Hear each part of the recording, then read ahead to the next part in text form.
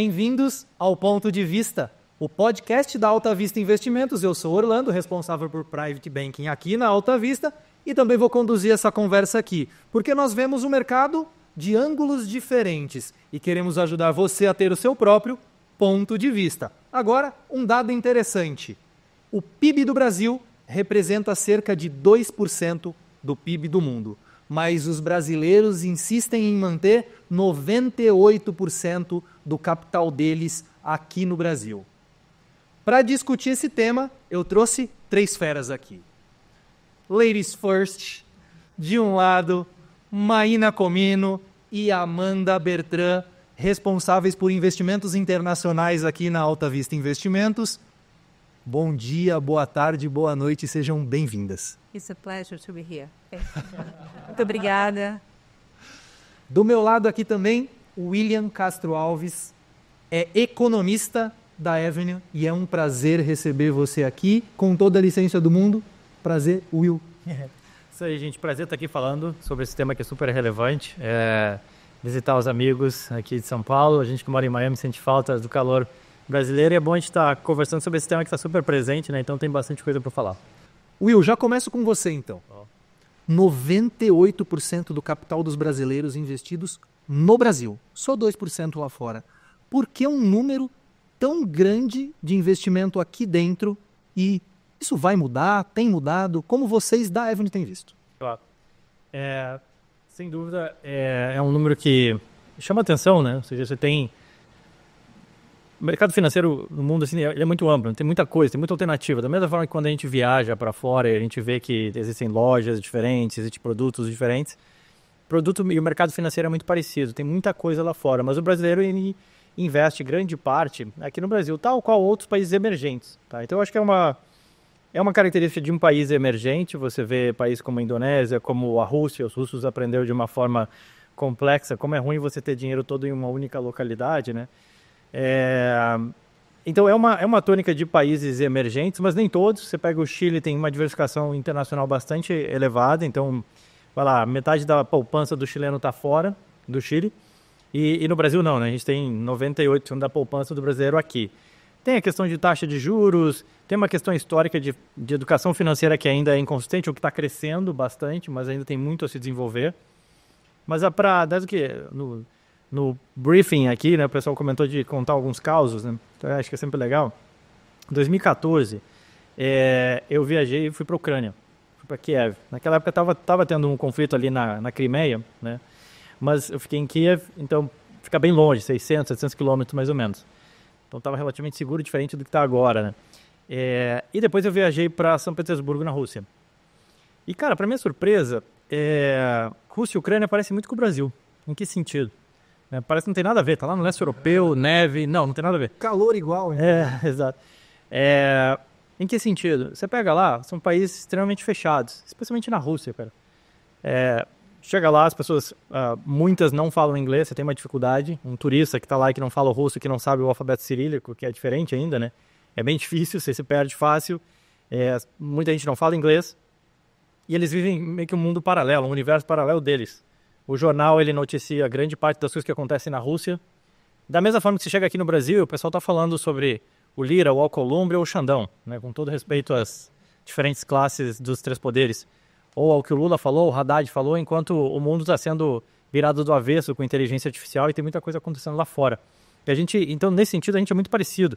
Talvez por ser um país continental, grande, gigante, com muito potencial, a gente acabou se fechando muito. E o Brasil, ele é fechado, essa que é a verdade. Ele foi se abrindo na década de 90 ali, para as importações e tudo mais, mas ele ainda é um país muito fechado. E no mercado financeiro está recém começando. Então, tem o lado bom e tem o lado ruim. O lado ruim, obviamente, que, a gente podia estar fazendo parte mais do mundo em vários temas, inclusive o financeiro. O lado bom é que tem muito trabalho para a gente e muita oportunidade também para a gente levar e mostrar que, olha, tem muita coisa legal lá fora. A gente tem o que a gente chama de home bias, um viés de ter o nosso dinheiro em casa.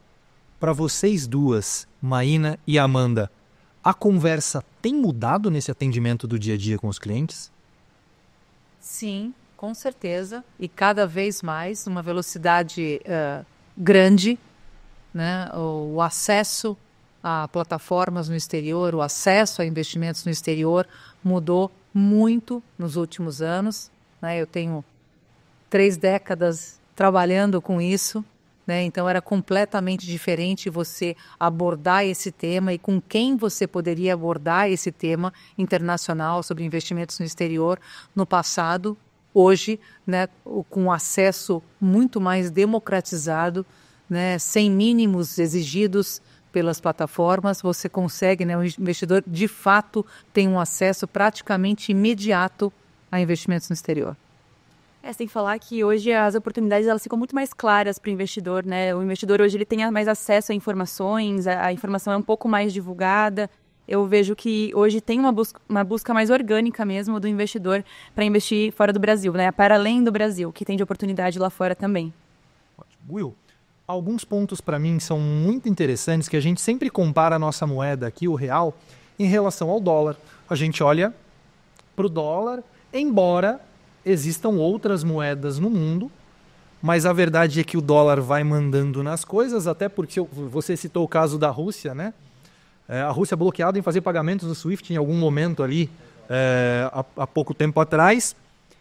O que o dólar representa, de fato, para o mundo? O dólar é a moeda de reserva de valor ali. Depois de Bretton Woods e na década de 70 foi só se consolidando como a principal moeda do mundo. E é engraçado, né? Porque desde essa época que o dólar se consolidou como a principal moeda, você vem discutindo se deveria ser o dólar. Você vem questionando a hegemonia do dólar. A gente tem uma apresentação que a gente mostra isso.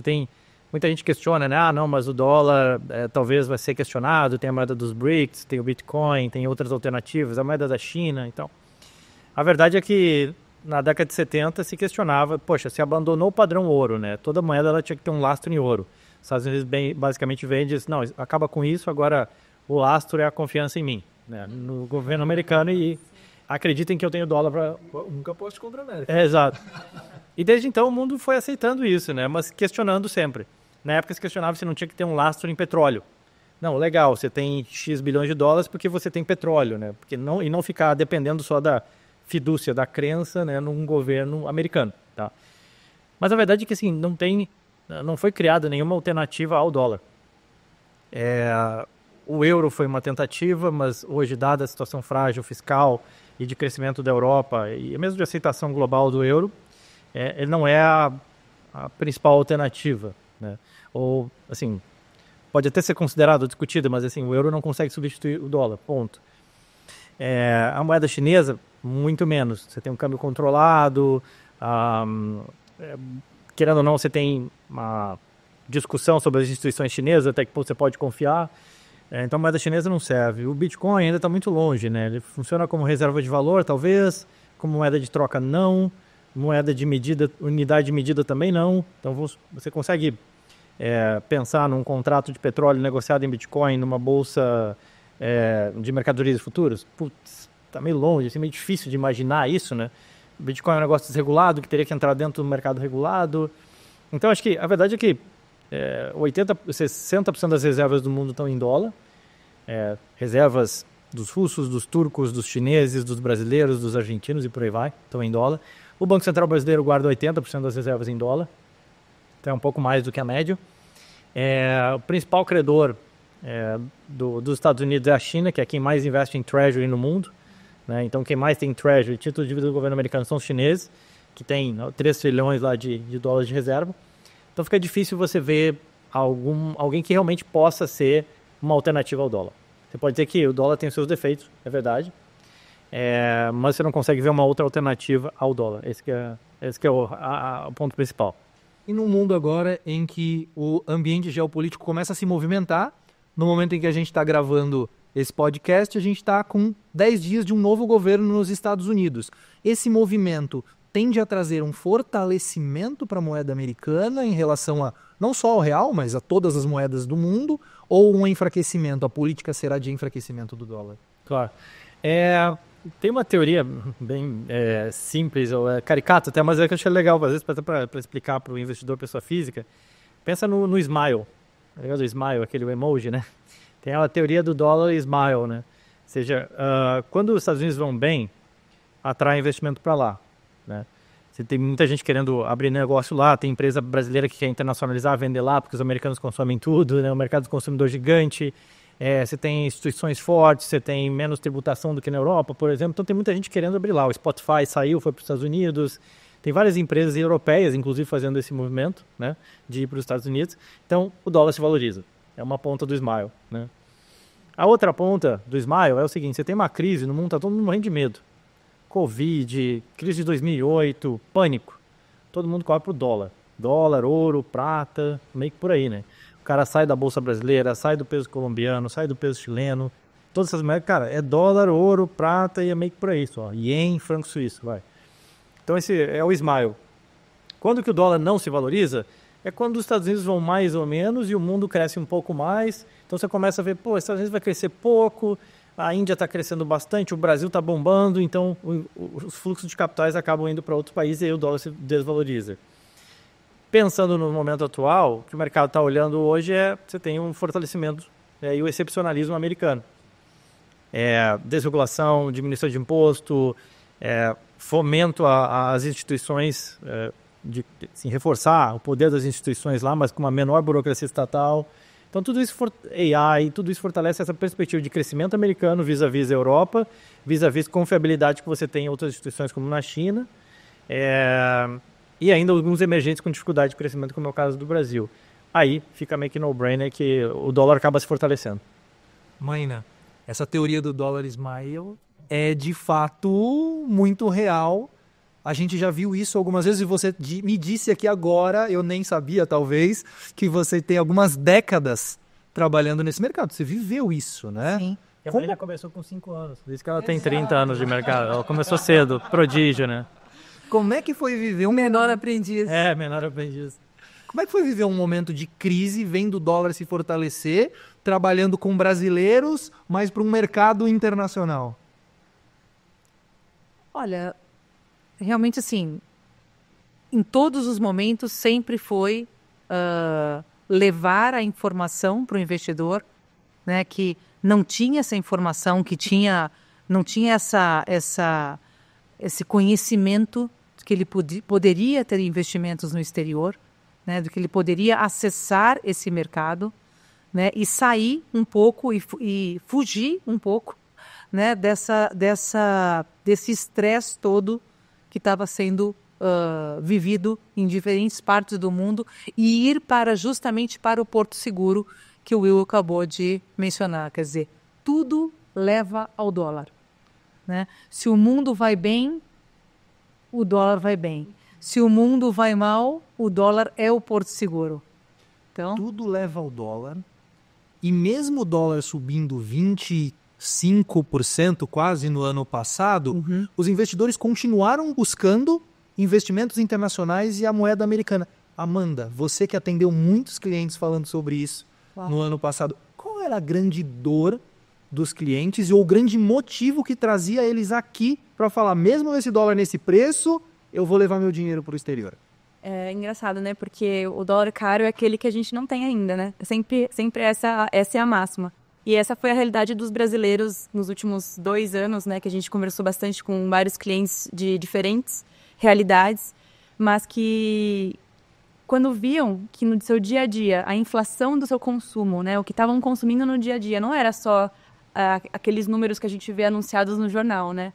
Tudo é muito mais caro do que era, viajar é muito mais caro do que era, consumir bens aqui no Brasil está muito mais caro do que era pela importação, pelo dólar ser balizado. O nosso consumo aqui no Brasil, ele é totalmente balizado, né? Tem uma grande parcela no dólar. 18% do nosso consumo é o dólar. Então, o brasileiro começou a se ver com menos poder de compra ao longo do tempo, perdendo o seu patrimônio ao longo do tempo e sentindo que estava ficando de fora, né, dessa nova tendência que está muito mais fácil agora ter uma conta no exterior. Por que não ter também um investimento no exterior? Por que não me beneficiar também desse movimento? Então, mesmo nos momentos de pico de dólar, a gente teve muita procura, muita demanda mesmo, justamente para querer se proteger disso no longo prazo, né? Então, realmente tem crescido cada vez mais ouvir essa procura dos clientes também. Will, 2% dos investimentos do brasileiro toma força, dá R$1 trilhão, né? Mas é só 2%. Quer dizer, R$1 trilhão, o número trilhão assusta a gente, mas são apenas 2%. Amanda falou da facilidade. Esse é o grande motivo ou tem algum outro grande motivo que tem feito o brasileiro subir nos últimos 5 anos 200% da alocação dele fora do Brasil? Não, eu diria que, obviamente, a gente se sente orgulhoso de fazer parte desse processo. Desde o início, a Avenue, né, uma corretora americana formada por brasileiros, o Roberto Lia, nosso CEO, observou essa oportunidade de mercado, de ver que, olha, o mercado brasileiro é limitado e assim, mesmo que se desenvolva, existe muito dinheiro alocado em bancos, indo para plataformas independentes, sendo melhor alocado, sendo melhor assessorado, como escritórios como o da Alta Vista. Mas mesmo assim, esse dinheiro que sai dos bancos começa a ter dificuldade de ser alocação interna, única e exclusivamente no Brasil, porque faltam produtos. O mercado brasileiro é limitado, fica muito restrito somente a título público. A bolsa, dificuldade de crescer, o mercado de debêntures demora um pouco e tem muito dinheiro saindo de banco que precisa ser alocado em algum outro lugar. E então, ou seja, vai ter um escoamento para fora disso, como aconteceu em outras economias, né? E é até saudável que tenha um pouco disso fora, né? E aí a gente montou a Avenue, né? O Lee montou a Avenue e a plataforma deu certo e realmente a gente ajudou a democratizar esse acesso, mas não só democratizar no primeiro momento, mas também mostrar que, olha, não é só sobre ter um acesso, ter uma continha lá fora, mandar $1.000 lá para fora.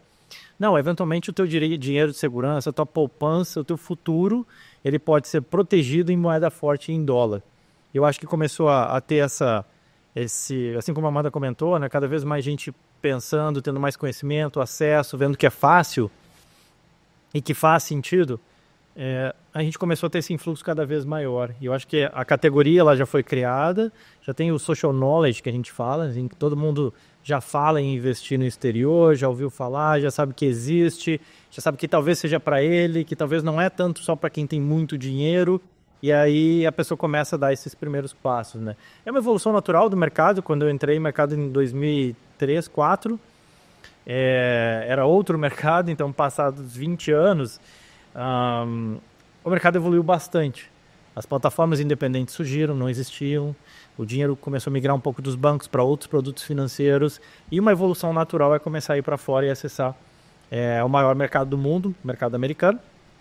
Então, acho que é meio que um processo de natural amadurecimento, de educação financeira também que tem acontecido e que foi catalisado, eu diria, aí por alguns eventos, né? Você tem ali a Covid foi um primeiro exemplo, com certeza, né? A nossa vida se tornou cada vez mais online, eu consigo acessar investimento lá fora de uma forma fácil, simples.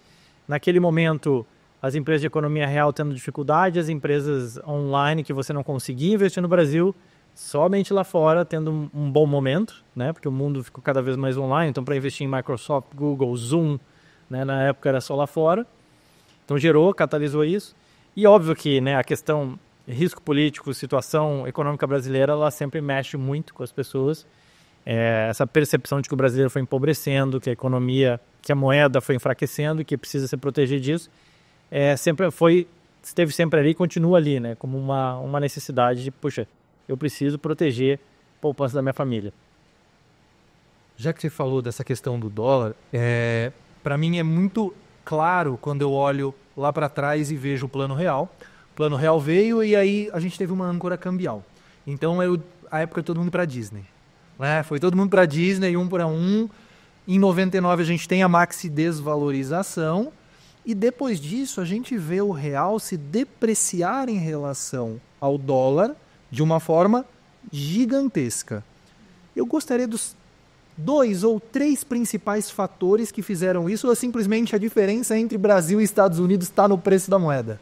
Não, acho que o risco ele se materializa na moeda, né? Normalmente, assim, não é bem assim, mas daria para dizer quase como se fosse a moeda, como se fosse a ação, né, do país. Que é ruim, né? Na verdade, você olha o gráfico do real e a ação Brasil não está indo muito bem, né? Infelizmente. Mas você teve uma confluência de fatores positivos, é quase que alinhamento de astros, né? E deu certo ali durante um período. Eleição do Lula, 2013, o risco vai lá para a Lua, o dólar bate 4 e a partir dali ele escreve a carta aos brasileiros, coloca Meirelles no Banco Central, Palocci na economia, faz o que não faz muito diferente daquilo que ele falava durante campanha e o seu passado, e a gente pegou um vento de cauda muito favorável de crescimento de China, exportação de commodities e tudo mais. E ali, naquele período de 2004, mais ou menos, 2003 a 2007, né, foi um período muito bom, onde sai de 4 e vem para 1,60, se não me engano. Dá aquela falsa impressão de que... E aí, não é falsa impressão, mas é que, na verdade, é um pouco só de alinhamento de astros, né? O Brasil crescendo mais que os Estados Unidos, com uma inflação relativamente controlada naquele período. Sim. Bom, é o que você precisa para a moeda se valorizar. Simples assim. Então, se a gente daqui para frente a gente conseguir continuar a ter um crescimento sustentado e maior do que os Estados Unidos, não aquele crescimento de voo de galinha, né? Que cresce no ano 5 e no outro 0, não. Mas um crescimento sustentado maior que os Estados Unidos e, em especial, uma inflação menor ou pelo menos controlada em relação aos Estados Unidos, aí se abre espaço para o real se valorizar frente ao dólar. O problema é que isso foi a exceção na nossa história de 30 anos, né? E aí é no relativo, é contra os Estados Unidos. Não é contra a Argentina, porque aí é a taxa de câmbio contra a Argentina, né? Não é contra a Turquia, porque daí é contra a Turquia. É contra os Estados Unidos. A questão é que, de novo, foi a exceção e não a regra, né? Legal. Eu sei também que existem muitas barreiras. Essas barreiras são culturais, são educacionais. O brasileiro fala pouco inglês, não é? Já é uma barreira. E eu queria ouvir, começando por você, Amanda, mas queria ouvir de vocês três, na verdade, porque vocês atendem todos os dias e vocês conversam com pessoas e clientes todos os dias. Eu queria entender quais são essas barreiras educacionais e como quebrá-las, não só educacionais, mas culturais também, como quebrá-las para a gente entender como ajudar o nosso cliente a investir melhor no exterior. Você tem essas barreiras que vocês lembram assim que... Sim, perfeito. Muito vem de um viés já pré-concebido, né? Vem muito de uma percepção que o brasileiro já carrega de muito tempo, até de mitos, né? Que a gente ouve muito no dia a dia. A pessoa, primeiro que a maioria, né, no começo as pessoas achavam muito que nem poderia investir fora do Brasil. Esse era proibido. Era proibido. Tinha a história que era crime? Sim. Ouviam que era crime, a palavra offshore é um palavrão, né, gigante. Então, já vem desse viés negativo, infelizmente, né? Então, essa parte é a primeira barreira que a gente tem que sempre quebrar, né? Ainda bem que hoje, com a propagação da informação e do conhecimento, as pessoas estão cada vez menos achando essa ideia. Mas, bom, de primeiro eu vejo muito isso, dessa parte de acharem que é muito difícil, que não nem pode fazer. Mas também tem a questão da pessoa achar que ela vai ter que começar com um dinheiro absurdo, ela vai ter que fazer o primeiro aporte dela, ela vai ter que colocar todo o dinheiro da vida dela lá, né? Os mínimos são muito altos, essa também é outra concepção equivocada, né, que as pessoas têm, outra barreira.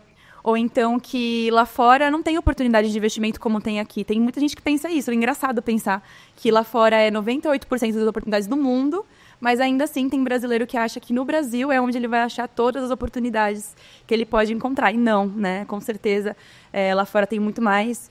Então, eu vejo, assim, logo de cara eu vejo essas barreiras. Maína, por favor. Eu colocaria também essa barreira da entrada, do tipo, eu preciso ser multimilionário para poder acessar. E não precisa. Não precisa. Não precisa. Né? Hoje em dia, as plataformas são bem acessíveis, né, para qualquer bolso, né? Tem a questão também da barreira da língua, com certeza, que pouca gente fala inglês, e aí você não precisa, que tem plataformas excelentes, que já tem os relatórios de investimento, de alocação, etc., em português, né? Tem a questão também de você falar, puxa, eu vou mandar meu dinheiro lá para fora e o dinheiro vai ficar perdido. Não vou ter mais acesso ao meu recurso, eu não sei, nunca mais eu vou ver, eu não vou ter acesso, com quem eu falo, fica perdido no nada, eu não vou ter acesso. Bom, né, a boa notícia é o mercado internacional, 95% dos produtos lá fora tem liquidez em até 3 dias úteis. E liquidez vale ouro. Então você consegue plenamente desmontar uma posição, sair de uma posição rapidamente, sem ficar abraçada ali naquele cenário, né? Em 3 dias você está com seus dólares disponíveis na conta para fazer o que você bem entender. Então esse acesso ao recurso que as pessoas, né, que são mitos e verdades, né? Um dos mitos é, puxa, eu não vou ter acesso ao meu recurso. E tem. Rapidamente, em até 3 dias, 95% da indústria dos produtos liquidam em até 3 dias úteis. De conhecimento geral de várias... Exatamente. Décadas, também funciona o mercado também, né? Tem muito a ver na tributação, como que funciona. Todos os detalhes que permeiam, não só investir, mas tudo que envolve, né, esse movimento traz muita insegurança. Então, a gente tem pego bastante dessas barreiras para desmistificá-las. Will, lá de Miami, quando você recebe um investidor, às vezes já lá, e que tem só um pedacinho do capital, qual que é essa barreira para ele de não levar mais capital para o exterior? É engraçado que existe tem vários desses mitos, a Marina, vocês já comentaram muito bem, né? Tem a história do dólar também, do cara ficar com receio de botar o dinheiro dele em dólar, e o dólar varia, né? Essa percepção de que o dólar que varia, que na verdade não é o rabo que abana no cachorro, mas o cachorro que abana no rabo, né? Então, assim, o que isso quer dizer? Quer dizer que não é o dólar que varia, mas é o peso mexicano que varia todos os dias, a roupa indiana, o real brasileiro, essas moedas que estão se valorizando todos os dias. Se eu perguntar quem quer que esteja assistindo sem olhar o Google, né? Quanto é que vale um rand sul-africano? O cara nem sabe que é rand, né? O nome da moeda. Da mesma forma que lá em Miami já me perguntaram quanto é que valia o peso brasileiro. Assim, as pessoas não sabem que é real, né? Da mesma forma que você não sabe que é rúpia indiana, o baht tailandês, nem sabe o nome da moeda. Mas todo mundo tem uma noção de quanto é que vale a sua moeda em dólar. Então, assim, o que está variando ali são essas outras moedas frente ao dólar. Então, você tem que explicar isso, né, para as pessoas que, olha, veja bem, na verdade, hoje o seu capital está flutuando todos os dias. Você tem um apartamento aqui em São Paulo, ele acabou de ficar 20% mais pobre em dólar, né? Assim, que vale menos em dólar, ponto. Então, é um pouco disso, essa psicologia reversa, né? De explicar. Tem a ideia de que, não, mas aqui no Brasil eu entendo como que as coisas funcionam, eu conheço o Brasil. Então você imaginava que o Joesley Day ia acontecer, né? Você sabia que ia acontecer, que a greve dos caminhoneiros, né? Aí recentemente, acho que muita gente nem sabe, mas teve uma greve aí no IBAMA, que está atrasando licença ambiental para exploração de petróleo e deve afetar o PIB. Isso nem sabem que isso está acontecendo, né? Mas ela acha que entende, que conhece o Brasil. E ela acha que é muito difícil entender ou conhecer os Estados Unidos. Aí você pega, é muito fácil, pega um caos assim, sei lá, olha a Nike, as ações sofreram da Nike. O que aconteceu com a Nike? Basicamente a Nike teve uma estratégia no passado de sair um pouco dos canais, dos multicanais de vendas, né, e vender tudo no seu canal, ganhar mais margem. Por que eu vou vender na Amazon? Por que eu vou vender na Foot Locker? Por que eu vou vender em outras lojas se eu posso vender na minha loja da Nike e no meu canal? Legal, parece fazer sentido. E aí eles deram um shift para isso. Começou a sair da Amazon, sair daqui, legal. O problema é que operar o varejo, operar a loja é um pouco diferente de fazer tênis. Então ela aprendeu isso. Você pode montar a loja da Nike, você vai vender, mas talvez você não venda também contra outras lojas. É um business de varejo, né? É um business de fazer tênis, é um pouco diferente. Então ela aprendeu isso. Outro ponto é que você abriu espaço nas gôndolas desses caras para vender outra coisa. O cara passou a vender Roca, passou a vender ASICS, passou a vender New Balance, passou a vender todas as outras. E aí a Nike perdeu espaço. E foi um puta tiro no pé da Nike. Por que eu estou contando isso? Esse caos de Nike? Porque é relativamente simples de entender. Você entendeu o que eu falei. Agora vamos falar da Ferbasa. A Ferbasa, ela produz ferro-cromo e silício. Ferro-cromo você produz na África do Sul. Você tem um problema hoje de eletricidade na África do Sul que afeta o mercado de ferro-cromo. Que você já nem sabe o que é ferro-cromo e você está me olhando assim, não faço ideia que esse cara está falando. Que é um pouco isso, mas é isso. Assim, aí você acha, beleza, mas eu entendo da Vale. Entende mesmo? Você já viu uma pelota de minério de ferro? O cara nunca viu, nem sabe o que é uma pelota de minério de ferro. O cara, você consegue entender que o minério de ferro, qual é a influência do mercado chinês de aço? É difícil pra caramba entender esse negócio. Hein? É muito mais fácil entender de Nike. É muito mais fácil entender de Colgate. É muito mais fácil entender de Facebook, que a gente tem no Instagram, ou coisas do gênero. Então essa ideia é um pouco de mito também, né? De que, não, eu não sei muito bem o que acontece. Cara, se você parar e ler uma reportagem de Nike, você entende. Agora os caras trouxeram um novo CEO para ver se consegue consertar essa rota que não deu muito certo nos últimos anos. Por isso que a ação caiu 50% mais ou menos da máxima, com a Bolsa Americana na máxima. E aí, beleza, você toma a sua decisão de investimento. Acho que talvez esse novo CEO está botando a empresa no rumo certo e eventualmente a ação pode voltar a se valorizar. É bem mais fácil de entender do que vários cases aqui no Brasil. Mas é um pouco de mito. Aí o cara prefere ficar, Petro e Vale eu entendo, eu conheço. Né? Sente mais seguro, né? Exato. E tem uma questão também que eu queria complementar, que é a questão de segurança. Né? Eu não tenho... Qual a segurança de investir lá fora? Né? Você tem várias camadas de segurança. Né? Você tem, para contas de corretora, você tem o SIPC, para contas de banco você tem o FDIC, que seria, vamos dizer assim, bem grosso modo, seria o Fundo Garantidor de Crédito, mas que acontece justamente para as contas, né, tanto de corretora quanto de bancos, né, você tem os maiores custodiantes do mundo, né, com trilhões de ativos sob custódia. Então, assim, de fato, você tem muita segurança ao investir no exterior. Sem falar, na verdade, se for ver friamente, quem é mais conservador tinha que ter mais recurso fora, porque vamos ver o risco de crédito do país Brasil e do país Estados Unidos, né? Esse ponto que você puxou, Amanda, é muito legal, porque eu quero juntar com uma que o Will falou aqui. Sim. O mais conservador deveria ter mais dinheiro no exterior. Mas o Will comentou, inclusive, aqui da Nike, Facebook, que a gente não consegue comparar com Vale, nunca vimos. Eu nem sei qual é pelota. Pelota de minério. No último ano, falou-se muito, mas muito, de ações americanas. E principalmente das 7 magníficas e a tecnologia que levaram o S&P 500 a máximas históricas. A minha pergunta é, esses setores, eles ainda têm muito a levar o brasileiro, quando vai para o exterior, a investir nesses setores para ganhar dinheiro? Ou a melhor forma de investir ainda continua sendo uma diversificação bem feita no exterior? Não, acho que tem perfil. Obviamente que o ideal é você ter uma carteira balanceada, né? Porque nem sempre você vai ter estômago e acontece do dia para a noite, você não imagina. Tá muita gente feliz com a Nvidia e provavelmente esteja feliz ainda, mesmo depois da queda recente, né? Se o cara não comprou no dia anterior, provavelmente ele ganhou dinheiro em Nvidia, porque o negócio subiu tanto, mas acontece, do dia para a noite surge um DeepSeek e a ação cai 17%. E em ação é isso, você tem que estar preparado para esse tipo de queda, porque elas vão acontecer. Seja por causa de um rival chinês, seja por causa de uma Covid, seja por uma regulação, um governo que fala alguma coisa, enfim, acontece. Se você tem estômago para isso, ok. Como a maioria das pessoas, especialmente no Brasil, tem muito histórico de investimento em renda fixa, né? Não tem histórico de investimento em renda variável, normalmente as pessoas não têm tanto esse estômago para essas oscilações. Então, aí sim faz sentido ainda mais você ter uma parcela ali atrelada em renda fixa. Até porque, olhando no cenário de décadas aí, você tem taxas de juros em patamares muito elevados nos Estados Unidos. Então é um momento bom para você aproveitar e travar a taxa, né? Que como a gente fala, você compra um título hoje que vai te pagar dólar mais 4,5 por 10 anos.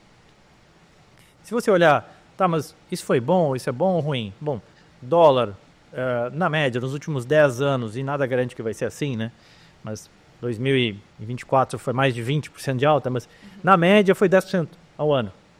Então, 10 mais 4,5, a gente está falando de 14,5, né, em real. É bem competitivo contra uma Selic, contra um IPCA mais 6 e tudo mais. E até o IPCA mais 6 a gente compara com o dólar mais 4,5, mas também é errado. Você está comparando título de dívida americano, que paga 4,5, com título de dívida brasileiro.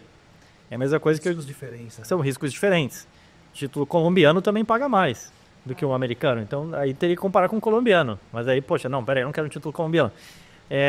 Mas vamos para o título brasileiro. Tem título brasileiro lá fora que vai te pagar bem parecido com o que paga aqui dentro.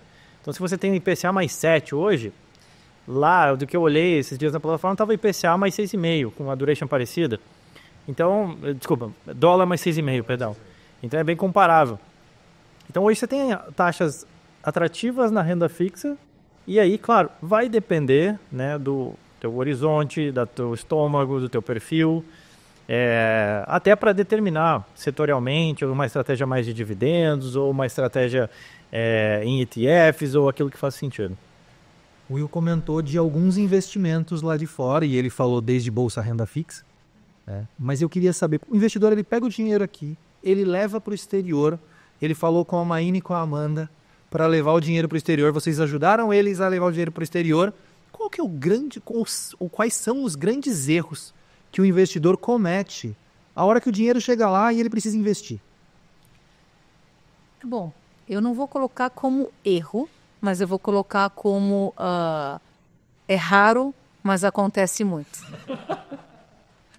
Que é justamente o investidor faz o câmbio, portanto, faz a conversão de reais para dólares, né, no intuito de diversificar internacionalmente, né, e diluir o risco Brasil E adivinha o que esse investidor pede? Para comprar papéis Brasileiros. Sim. né? Sai do Brasil para investir no Brasil. Exatamente. Exato. Então, no máximo, nesse caso, ele está diversificando o risco moeda, né? Porque, independente do emissor, né? Um emissor de uma empresa brasileira, né? Emitido em dólares, né? Se acontecer alguma coisa com esse emissor, ele vai deixar de pagar aquele papel, etc., não vai conseguir honrar aquela obrigação. Portanto, né, um dos principais motivos da diversificação internacional, que é justamente você sair do risco país, ele acaba indo por água abaixo. Porque ele, nesse movimento, né, e aí entra o que o Will comentou, né, por home bias, né, o viés do tipo assim, porque eu quero comprar o papel da empresa tal, porque eu estou acostumado com essa empresa, porque é uma empresa brasileira, então fica naquela zona de conforto, né, e a gente tem bastante, conversamos bastante com os investidores, logicamente sempre junto com o time lá fora, né, das plataformas, para explicar que essa não seria, de fato, uma diversificação saudável. Ele compra Vale sem ver nenhuma pelota de... Mais ou menos isso. Mais ou menos isso. Muito embora, né, o cliente sempre, lógico, né, absolutamente soberano em relação às decisões de investimento, né, a gente sempre menciona essa questão, né, do tipo, olha, fazendo isso você está, no máximo, trocando o risco moeda, mas não está, de fato, diversificando internacionalmente. Então, por isso que eu falei que é raro, mas acontece muito. Você tem algum, Amanda, para comentar? Deu branco. Tá. Não, corta. Quer tomar uma água? Toma água, vamos tomar uma água. Sim. 2 minutinhos pra gente tomar. Tem isso, eu sempre uso exemplos, você pega... Da mesma forma que você falar, tem a Ecopetrol aqui, o Pemex do México, o cara, não, mas peraí, é arriscado e tal. O cara, porque não entende, é do México, é da Colômbia, o grupo Falabella do Chile, que é super sólido lá, tipo um Itaú, assim, do Chile, sabe? Então que ninguém conhece, né?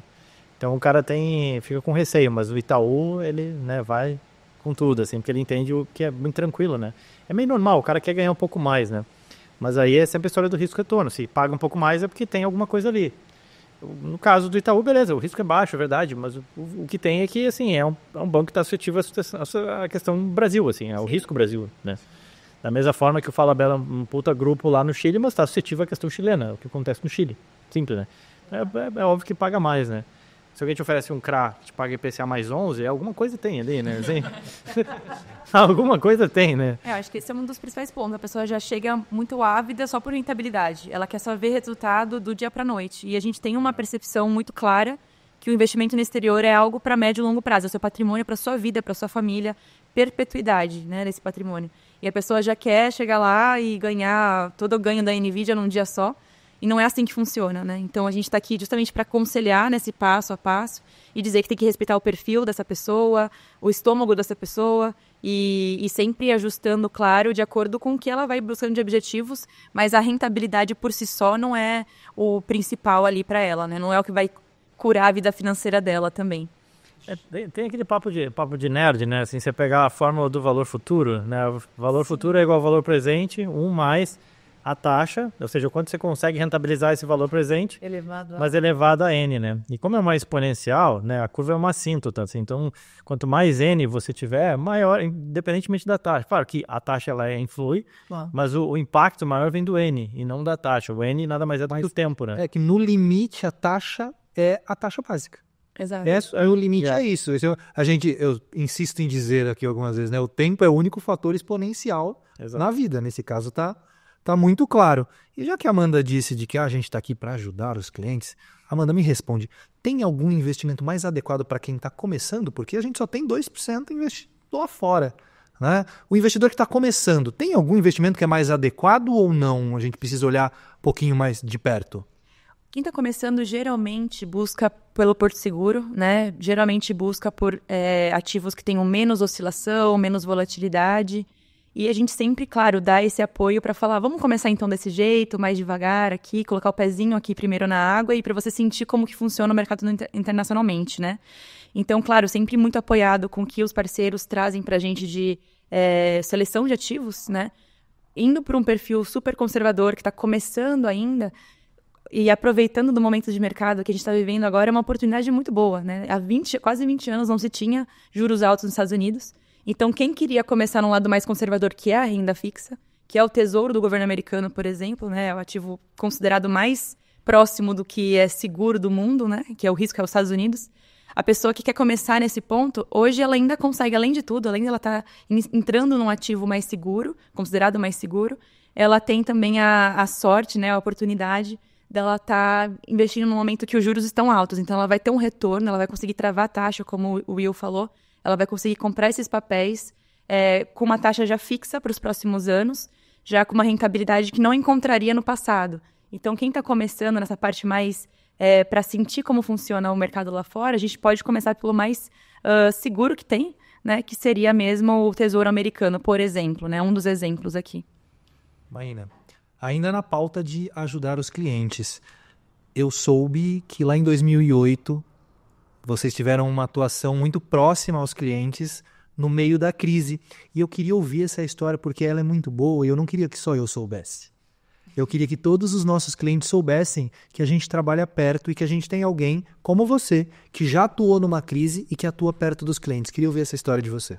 É interessante você falar de crises, Orlando, porque eu estava, nos meus 30 anos de carreira, eu elenquei recentemente o número de crises que eu vivi.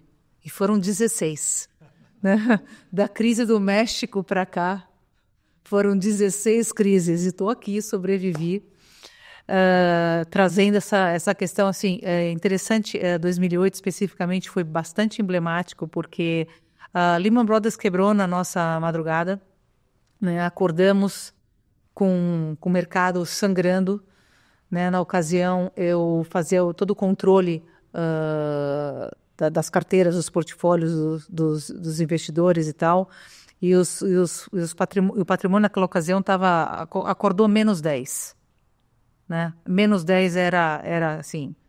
Né? E é o famoso pegar a mão no telefone, ligar para o investidor e falar, e agora? Fazemos o quê? Na ocasião, né, o call, na ocasião foi, puxa, vende tudo, né? Coloca em ouro, ativo financeiro e treasury, né? O ouro, né, Will, me corrija se eu estiver errada, é o ativo mais descorrelacionado que existe, certo? Exato. Ele sempre tem essa característica de ter descorrelação e em momentos de crise é o cara que o mundo corre para isso, né? Ouro, ien, franco suíço e o dólar são os principais ativos que se beneficiam no cenário de paura, crise, pânico, né? Exatamente. O que aconteceu, né? Quem ouviu este call naquela ocasião, logicamente realizou esse menos 10, né? E continuou evoluindo naquele ano bem, né? Estando no porto seguro de Treasury, né? Do título do Tesouro Americano, que é considerado o título mais seguro do mundo, é o título AAA, né? E ouro.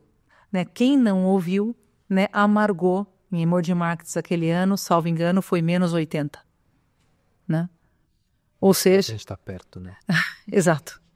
É importante estar perto do investidor, mas e se alguém me perguntar hoje quanto de dinheiro ou quantos % do meu patrimônio eu preciso ter no exterior, Will? Tem um número mágico para isso ou não? É uma boa pergunta. Não, respondendo objetivamente, não tem um número mágico, né? Acho que varia de cada pessoa. Tem um estudo legal da FGV, que saiu recentemente, que tentou, assim, analisar o quanto do consumo dos brasileiros é impactado diretamente pelo dólar, tá? Estudo acadêmico do professor William aí de Júnior, muito bacana. Chegam numa conclusão ali de mais ou menos entre 16% e 18%, tá? Deveria estar. E esse 16% e 18% é só para você neutralizar, para você empatar o jogo. Hoje você está perdendo esse jogo, né? Ou seja, toda vez que o dólar fica mais caro, você vai ficando mais pobre. Você tem passivos que são dolarizados, a gente come e dorme em dólar, essa que é a verdade. O dorme é porque o poliéster do colchão ele é dolarizado, tá? Assim, então a gente dorme mesmo em dólar, tá? E você não tem ativos dolarizados. Então o 18% é para você empatar o jogo, para ficar no 0-0. A partir dali, para você potencializar a carteira e se aproveitar das alternativas que você tem lá fora, é do 18% para cima. Então, para já dar um parâmetro. Um outro parâmetro, uma outra forma de pensar é que é o seguinte, esse estudo foi feito usando o IPCA. O IPCA é um índice de produtos, de vários produtos e serviços que fazem parte da cesta de muitos brasileiros, mas não necessariamente da cesta dos brasileiros que estão nos assistindo. Se você consome vinho chileno, não está lá no IPCA. Se você consome, tem no IPCA sardinha e pescado, né, mas não tem salmão no IPCA, por exemplo. Tem couve, repolho, mas não tem aspargos. Estou dando alguns exemplos. Não tem viagem para Disney, não tem... então tem várias coisas que não tem. Não tem várias coisas ali que fazem parte da cesta de consumo de muitas pessoas. Então o IPCA não necessariamente representa tão bem, né, o teu consumo. Esse aqui é um ponto relevante.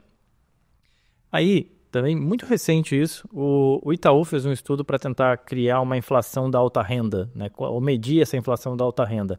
Super difícil, né, porque de novo depende de consumo para consumo, pessoa para pessoa e tal. O que ele fez? Então ele ponderou diferente o IPCA, jogou mais peso para cá, consumo pessoal, né? Ou seja, as famílias de renda mais alta consomem mais no consumo pessoal, famílias de renda mais baixa acaba que é meio que a ideia da sobrevivência, então é habitação e comida, né, que você vai gastar. Então, e com essa ponderação diferente no IPCA, eles chegaram a uma inflação de alta renda, segundo o Itaú, que em 2024 foi o dobro do IPCA. E deu para ver claramente, quando você teve altas do dólar, essa inflação ela tendeu a ser sempre o dobro do IPCA. Se olha para 2020, foi a mesma coisa, foi até mais que o dobro. Então dá para dizer o seguinte, que essa inflação de alta renda, ela é extremamente influenciada pelo câmbio, ou mais do que nas rendas mais baixas. Consequentemente, dado que o estudo foi feito com o IPCA, se você usasse um IPCA de alta renda, provavelmente, né, tenderia a ser bem mais do que esses 18%.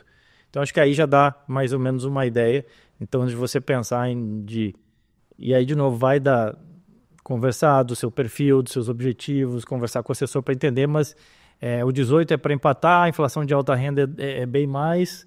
Então, a gente já está falando aí em 30%, mas não existe um número mágico, tá? Mas, enfim, só para trazer para a pauta. Então, se você não tem pelo menos 18% do seu patrimônio investido no exterior, você já está perdendo dinheiro. Se você não tem nada, eu acho que você precisa conversar com elas logo. Tá? Mas eu queria saber, Amanda, se o processo para investir no exterior através da Alta Vista aqui. Claro.